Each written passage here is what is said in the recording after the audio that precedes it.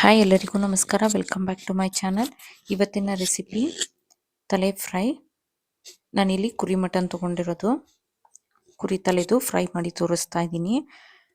ಯಾರೆಲ್ಲ ವಿಡಿಯೋಸ್ ನೋಡ್ತಾ ಇದ್ದೀರಾ ಸಬ್ಸ್ಕ್ರೈಬ್ ಮಾಡ್ಕೊಳ್ಳಿ, ಹಾಗೆ ಲೈಕ್ ಆ್ಯಂಡ್ ಶೇರ್ ಮಾಡಿ, ವಿಡಿಯೋ ಪೂರ್ತಿ ನೋಡಿ.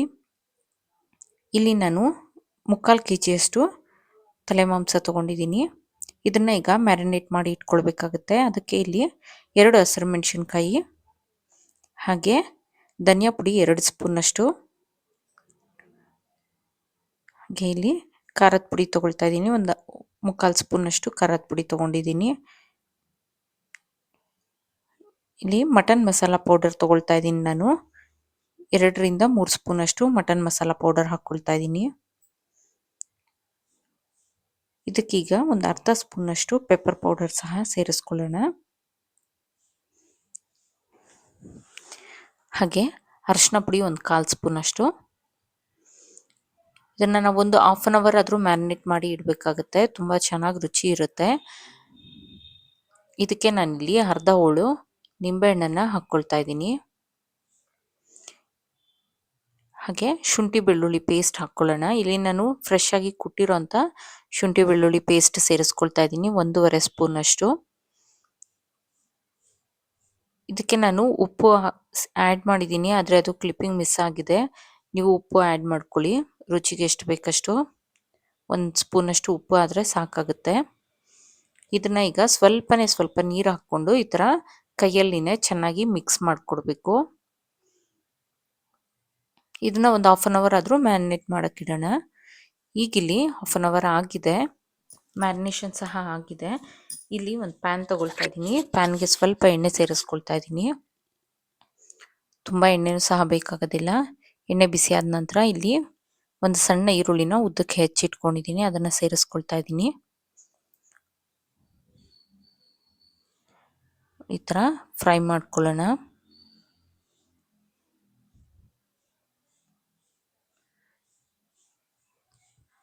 ಈರುಳ್ಳಿನ ಚೆನ್ನಾಗಿ ಫ್ರೈ ಮಾಡ್ಕೊಳ್ಬೇಕು. ಇದು ಫ್ರೈ ಆದ ನಂತರ ನಾವೇನು ಮ್ಯಾರಿನೇಷನ್ ಮಾಡಿ ಇಟ್ಟಿದ್ವಲ್ಲ ಅದನ್ನು ಇದಕ್ಕೆ ಸೇರಿಸ್ಕೊಳ್ಳೋಣ. ನೀವು ಮ್ಯಾರಿನೇಷನ್ಗೆ ಒಂದು 10 ನಿಮಿಷ ಮ್ಯಾರಿನೇಟ್ ಮಾಡಿಟ್ರೂ ಸಾಕು, ತುಂಬ ಟೈಮ್ ಏನು ಬೇಕಾಗೋದಿಲ್ಲ. ಟೈಮ್ ಇತ್ತಂದರೆ ಒಂದು 1/2 ಅವರ್ ಮ್ಯಾರಿನೇಷನ್ ಮಾಡಿಡಿ, ರುಚಿ ಚೆನ್ನಾಗಿರುತ್ತೆ. ಈಗ ಇದನ್ನು ಇದೇ ಥರ ಫ್ರೈ ಮಾಡ್ಕೊಳ್ಬೇಕು.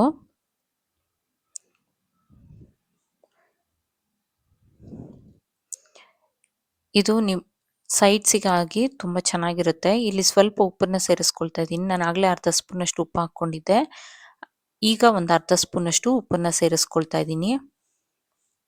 ನೀವು ಒಟ್ಟಿಗೆ ಬೇಕಿದ್ರೆ ಮ್ಯಾರಿನೇಷನ್ ಟೈಮಲ್ಲೇ ಹಾಕ್ಕೊಳ್ಬೋದು. ಈ ರೆಸಿಪಿ ನೀವು ಅನ್ನದ ಜೊತೆ ಅಥವಾ ಮುದ್ದೆ ಜೊತೆಗೆ ಸೈಡ್ಸ್ ಆಗಿ ನೆಂಚ್ಕೊಳ್ಳೋದಕ್ಕೆ ತುಂಬ ಚೆನ್ನಾಗಿರುತ್ತೆ. ನೋಡಿ, ಈ ಥರ ಕ್ಲೋಸ್ ಮಾಡಿ ಇಟ್ಟು ಸ್ವಲ್ಪ ಹೊತ್ತು ಬೇಯಿಸಬೇಕು. ಅದರಲ್ಲಿರೋ ನೀರೆಲ್ಲ ರಿಲೀಸ್ ಆಗಬೇಕು. ನೋಡಿ, ಸ್ವಲ್ಪ ನೀರು ಬಿಟ್ಟಿದೆ. ಈಗ ಇದಕ್ಕೆ ನಾನು ಒಂದು ಗ್ಲಾಸ್ನಷ್ಟು ನೀರನ್ನು ಸೇರಿಸ್ಕೊಳ್ತಾ ಇದ್ದೀನಿ. ಒಂದು 200 ml ಅಷ್ಟು ನೀರನ್ನು ಸೇರಿಸಿದ್ರೆ ಸಾಕಾಗುತ್ತೆ. ನಿಮಗೆ ಪ್ಯಾನಲ್ಲಿ ಮಾಡೋಕ್ಕೆ ಟೈಮ್ ತೊಗೊಳುತ್ತೆ ಅನ್ನೋರು ಕುಕ್ಕರಿಗೆ ಸಹ ಹಾಕ್ಕೊಳ್ಬೋದು, ಇದೇ ಪ್ರೊಸೀಜರು. ಇದಕ್ಕೆ ಸ್ವಲ್ಪ ನೀರನ್ನು ಸೇರಿಸಿ ಕುಕ್ಕರ್ಗೆ ಹಾಕಿದ್ರೆ 1 ವಿಷಿಲ್ನೇ ಸಾಕಾಗುತ್ತೆ, ಅಥವಾ 2 ವಿಷಿಲ್ ತೊಗೊಳ್ಬೋದು.